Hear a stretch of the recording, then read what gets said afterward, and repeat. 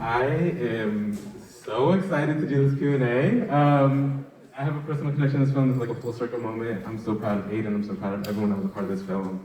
I'm sure there's people in the audience that have been a part of this journey. And so I'm just really excited. I kind of want to start, if Steve, you can correct me if I'm wrong, but Second Sundae has been going on for 20 years? Sunday has. Second Sunday has been going on for 13 years. It's over 10, so it's amazing. Longevity. I would like to just start out, if everyone can quickly introduce themselves and tell their connection to the film, as well as tell us about how you were introduced to Second Sundae, if you can remember. Yeah. Jasmine. It's already on. Hi everyone, I'm Jasmine, aka Genesis. So I got introduced to Second Sundae. So you saw snippets of them in the film, but Colin and Anita Clark, they taught me, basically I got introduced to hip hop through them. And they really encouraged me to use my gifts and to battle and they introduced me to the scenes, to the club scene. So that's how I got introduced to Second Sundae and kind of got my experiences with this whole Philly culture, and it's been great. Yeah.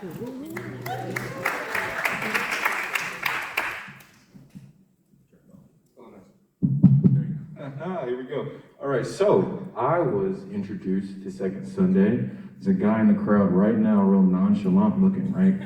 His name, oh, who am I? So sorry. I'm Mach 5.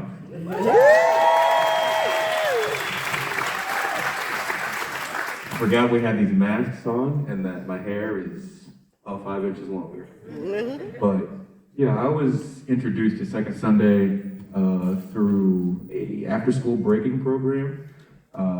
Somebody told me about it, and they were like, hey, if you want to compete, there's a competition that everybody goes to, and you'll pick up a lot more than just breaking there, and it'll be really good for you. And that was a guy who goes by the name of Hussein. Shout out to my OG Hussein Money. And just a little tidbit, I would have never gotten into that Morgan's Pier 21 and up space if he wasn't like, man, come on, bro. So big shout out to Hussein for that. That's it, that's all I got. Hey everybody. So my name is Aidan M, and I'm the director of the film.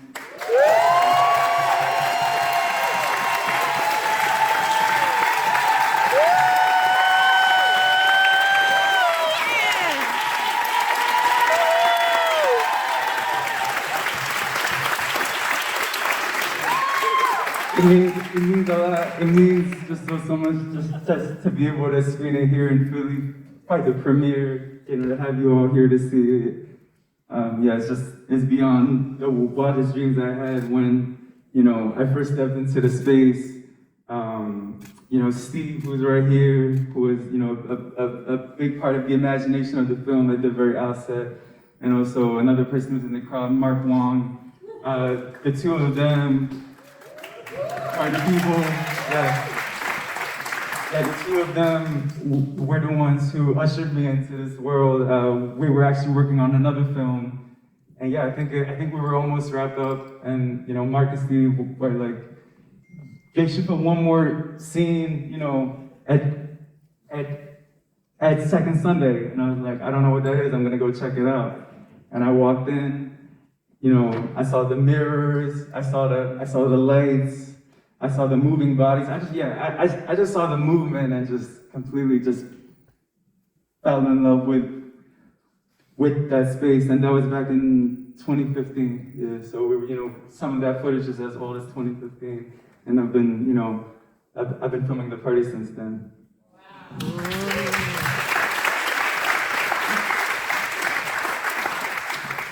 Good afternoon, my name is Steve Lee, aka Steve Lunger, and I was introduced to Sunday and Second Sunday by the same person, which is DJ Lee Jones, who deserves all the credit. I'm really thankful for Lee and Francisco Palazzo for bringing me into the Sunday family and for helping give me the chance to do something like Second Sunday, because it is very meaningful for me personally. and clearly for the community as well. So yeah, I'm very grateful for that.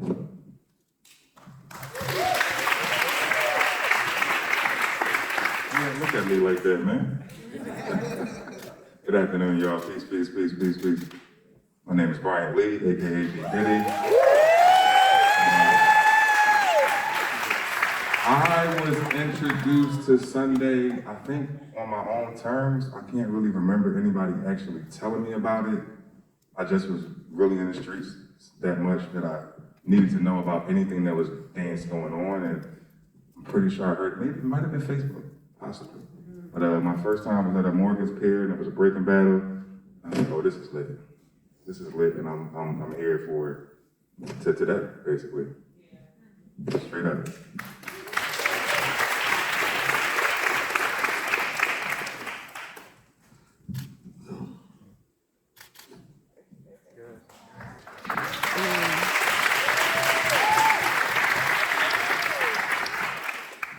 My name is Anthony, go by aka Shot Dance.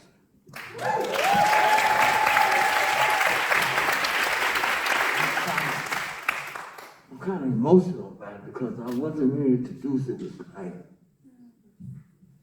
I'm 60-something years old. So I've been dancing all my life. And this is the first time I can actually say,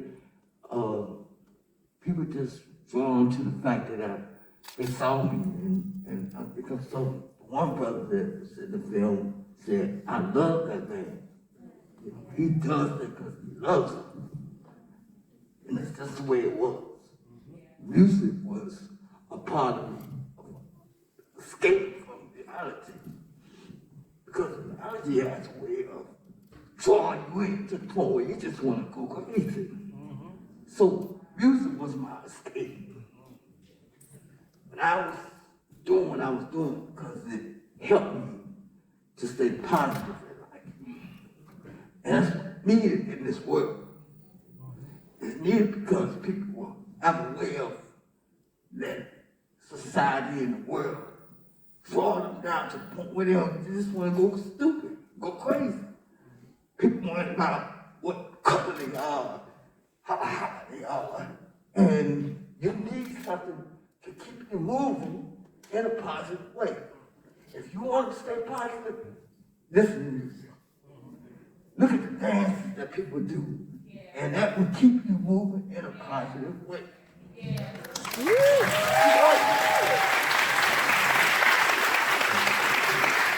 Don't.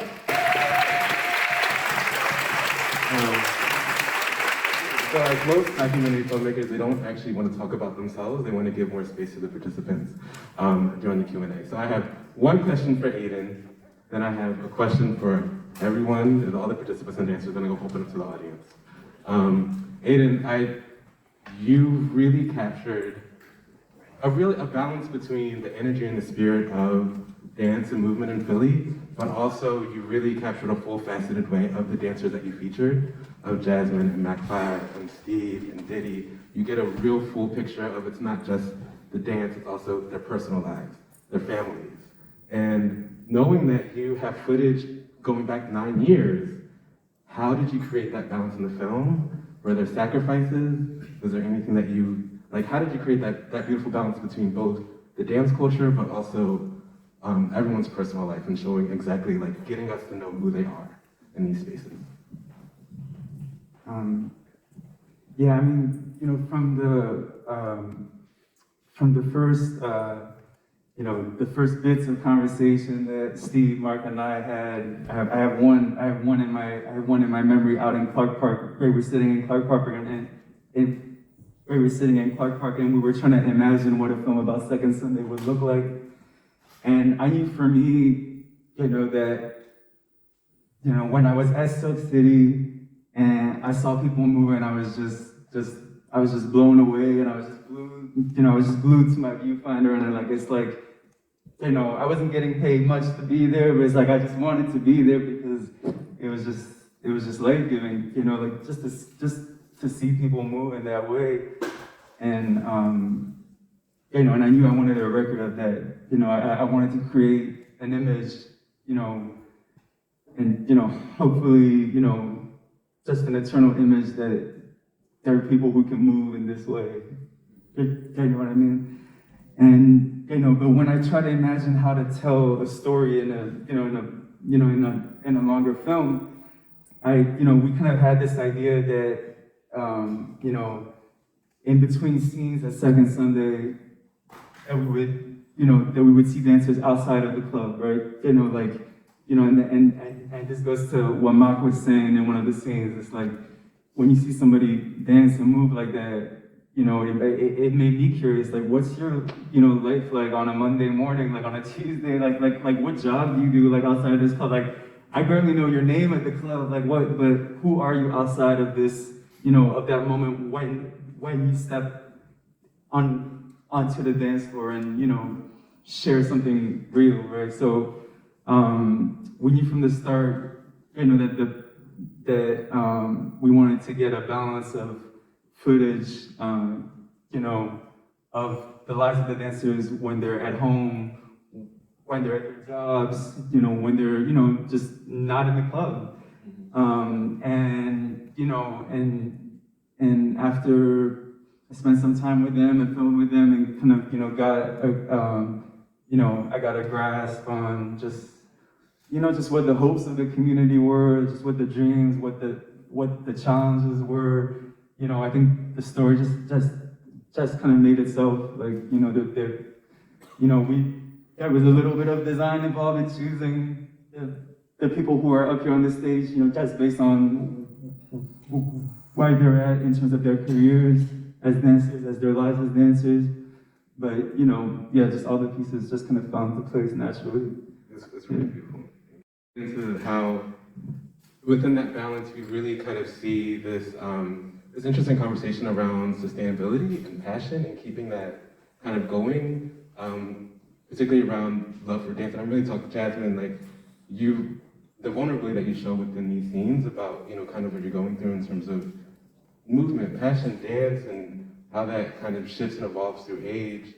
I was kind of, and I'm interested in, Jasmine, your take on this, but also everyone up here about what is your relationship to your body and movement as you go through age and life, and how do you keep that going and the passion, or do you keep it going or do you let it go? Yeah, so during this, when we were filming this, I was going through a transition. I was turning 30. And so I was coming to this place of like, WTF, like what is life? What is like how do I move forward? I'm working this job that I hate, and I feel like a lot of people find themselves in this place of around those milestone years. You're kind of questioning, okay, what am I doing with my life? How do I progress? Like I feel stuck in this place. And for me, with dance, it wasn't that I lost the passion or the love for it. It was, now looking back on it, I feel like it gave me insight that oftentimes when you feel a certain place, it's a key, it's like letting you know that there's time to shift. It doesn't mean you let go of what you love or what you're passionate about, but it's time to, okay, maybe shift lanes a little bit and try something a little bit different and utilize your passions in a different way. And I think that I have been so accustomed to the same thing. Like I was in a dance company, shouts out to them, Just Soul Street Dance Theater. I was in that company for almost 10 years. And so I had experienced the same thing for so long. I got to this place of, okay, like, I love this, but I feel stuck. I feel like I'm in a prison almost. And now it's time to, okay, well, what is the next level for Jasmine? And like I was saying in the film, like, I really do hate monotony. Like, I hate the same thing over and over. And I think it's almost kind of like a relationship. Like, you get to this place of like, okay, we've been doing the same thing for a long time. And okay, now how do we, I guess, rekindle that fire, so to speak. So I'm in this place of rekindling that fire for dance and also just as a creative in general, not pigeonholing myself to, I'm just a dancer. Like, I'm an artist all around, and how do I use my creativity in other ways to fuel my passion for dance? So that's where I am now. Mm-hmm. I'm not sure.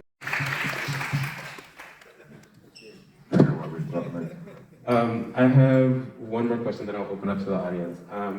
Anthony, if you could share, how did you start dancing on the medium?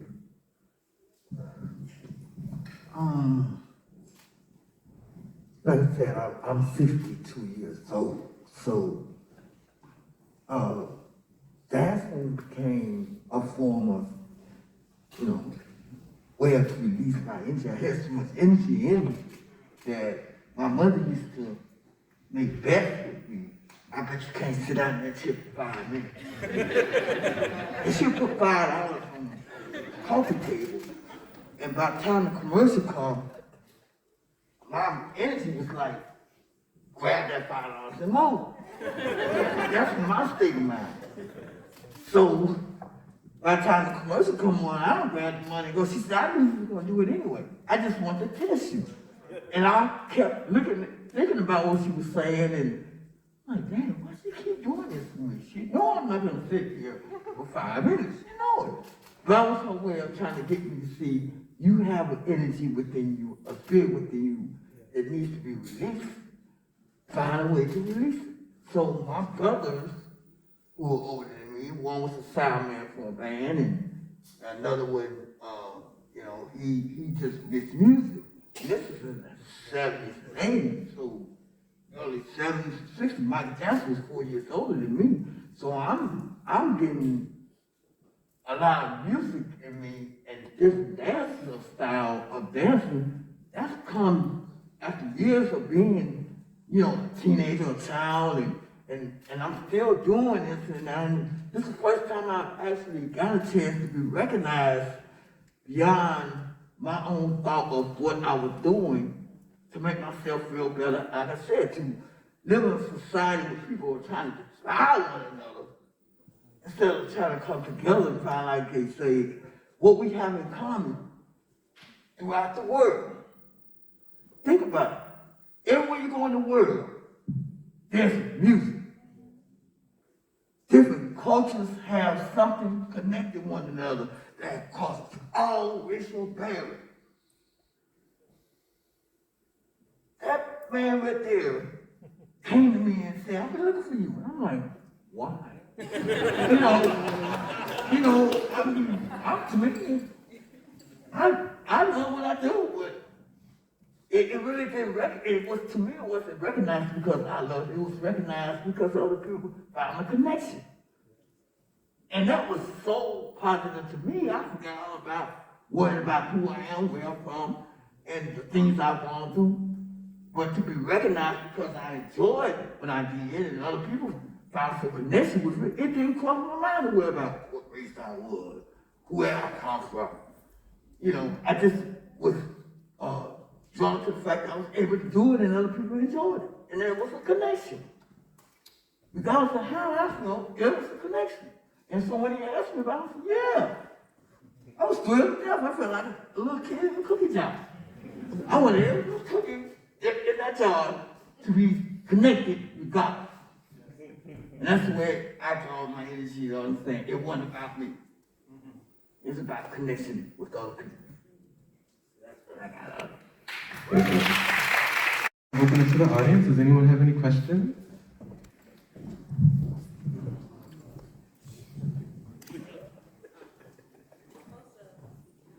Hello? Yeah. Okay, here we go. So first of all, this is a great film. And just people were just shouting out things. It was really good memories. So with that, we talked a lot about the contemporary history of Philly dance or just the scene itself. But I kind of wanted to ask about the history because I'm from the wild dances, Abington Y era, and I don't know where we see each other. Shout out to Bro Nominee and Versatile and Wild Bunch and all them people. So I just wanted to know the history of how regional dances started in Philly, in this particular scene. It was you at Bro Nominee one day was to start Wu-Tanging, or I opened up Instagram and now the kids are doing the shake that shit. What is the origin of these very regional specifics of Philly dances? That's a good question. Okay. If y'all don't know, the city used to be full of dance crews. And I graduated 2000.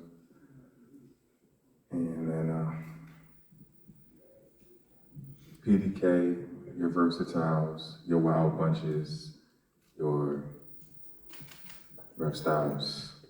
We all used to be crews out here we wasn't looking for money or fame. We really just wanted to dance. So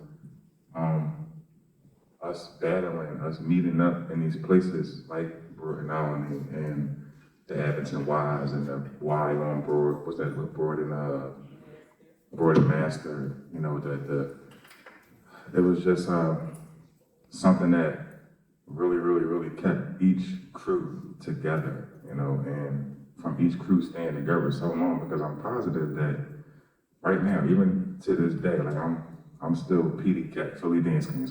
My crew was the hottest dance crew in the city from like 96 to 2002, period. And anybody want to, touch that, just whatever.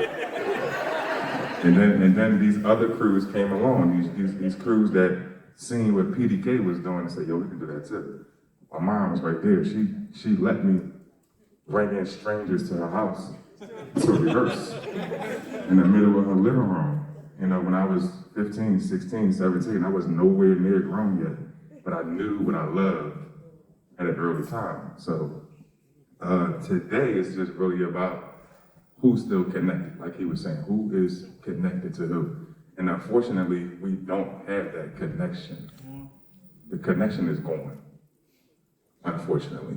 But it's still here through the people that know, you know? So it's like, it's a one day at a time process.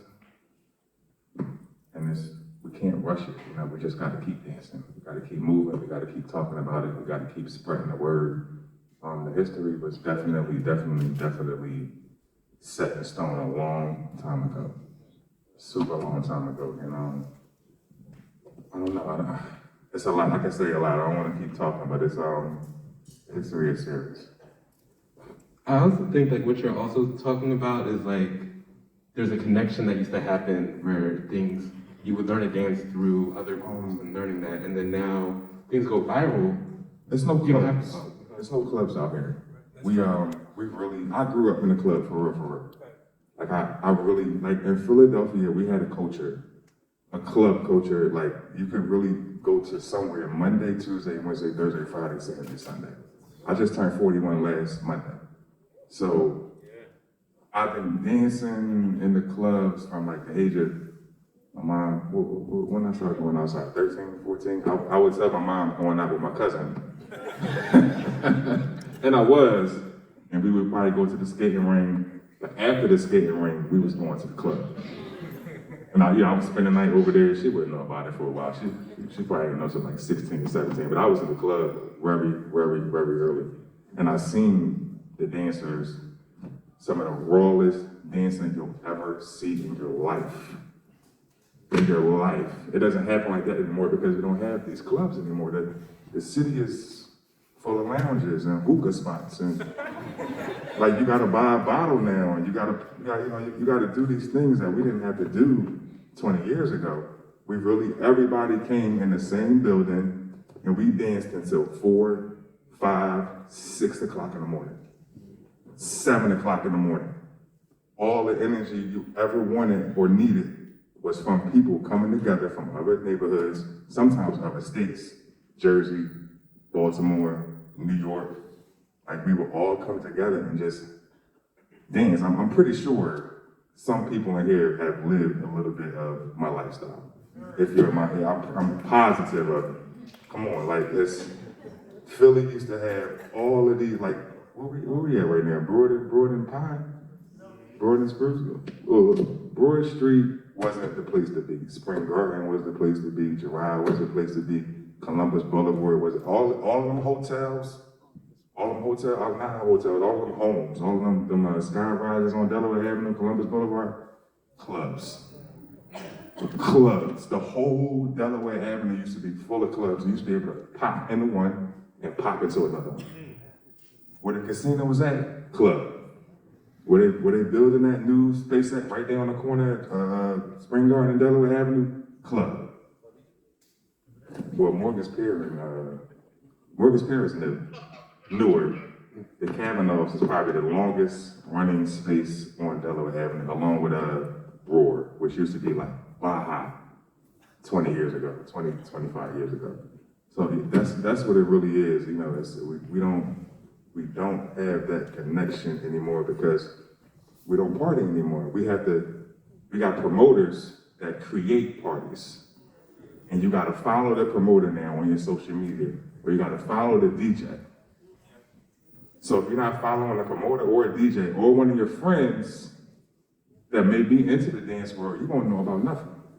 I'm pretty sure we all know about some parties that's going on that none of y'all know about.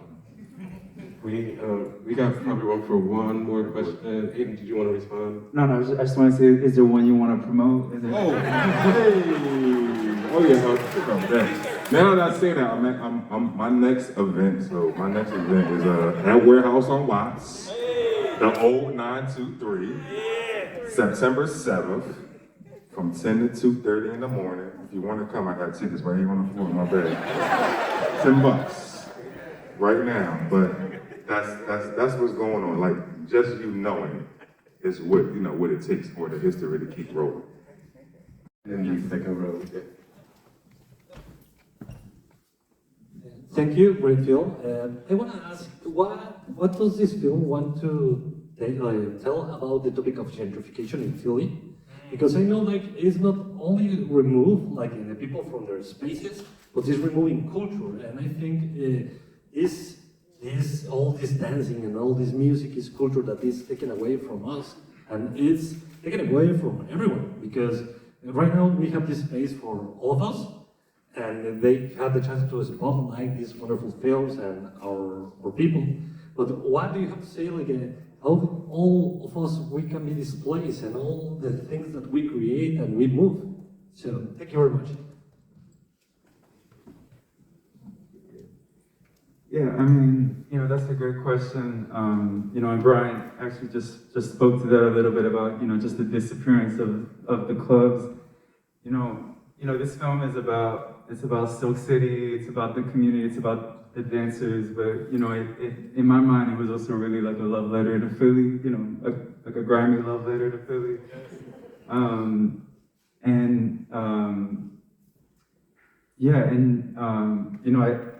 I go back to that first time I stepped into Silk City and saw the dancers at Second Sundae, and just feeling that, I don't know, just that urge to film, not really understanding, why. It's just I gotta put this down, I gotta preserve this. And I think now it's only kind of years later, that I'm able to understand that feeling a little better. And it's seeing, the folks who go to the party change. It's seeing like that very block, like that very street corner where Silk City is, changed so drastically, like in the 9 years that I've been filming there. It used to be, in 2015, I don't think there was a single high rise on that block, and now it's just completely surrounded by high rise apartments. And Silk City is just kind of in the middle of that. And it makes, I pass by it every time, and I'm like, I just don't know, like, if it's gonna be there for a long time still, and so I think, the reason, I thought it was important to film there, and, I think just why it's important, just why it's important to document is that, just things change, like, here now are not gonna be here tomorrow. Which isn't to say that there'll be nothing, right? Because there's always going to be something else. The things that we know now here in this time, the music, the fashion, just the ways of dancing, just how the club looked, like that's just here right now, and we got to be able to, just feel how important it is. I was sitting in this room just last night and saw Life is Beautiful. I don't know if anybody got a chance to see it. Yeah, this film. Yeah. It's a beautiful film by a Palestinian filmmaker, who made this film about Gaza, in 2016 and 17, and you know, he filmed all these aspects of the city, you know, and in the Q&A, he was like, I don't know why I felt the urge, but you know, like I had to film every vendor, every child, you know, every church, mosque, you know, and he, you know, in the Q&A, you know, he was heartbroken, but he was like, yeah, I mean, not knowing that none of that is there anymore, you know, like this is the only memory that I have of it, and it's the blueprint, and in order to rebuild.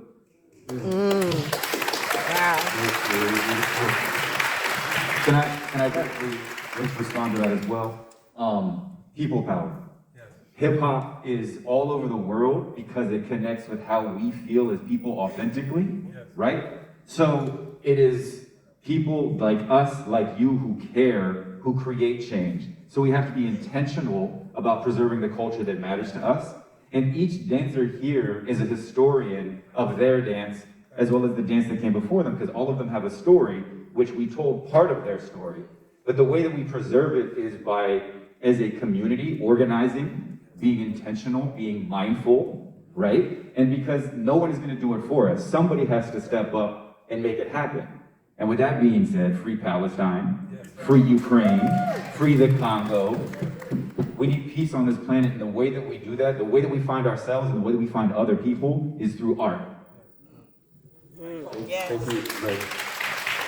Thank you. Like, leading on to what you said, Steve, and just to wrap up, like, there's no way that I can explain how important this film is, Aidan, and just, you know, the archiving of the spaces, and I just look forward to it aging, because I said this before, there is no film on movement or dance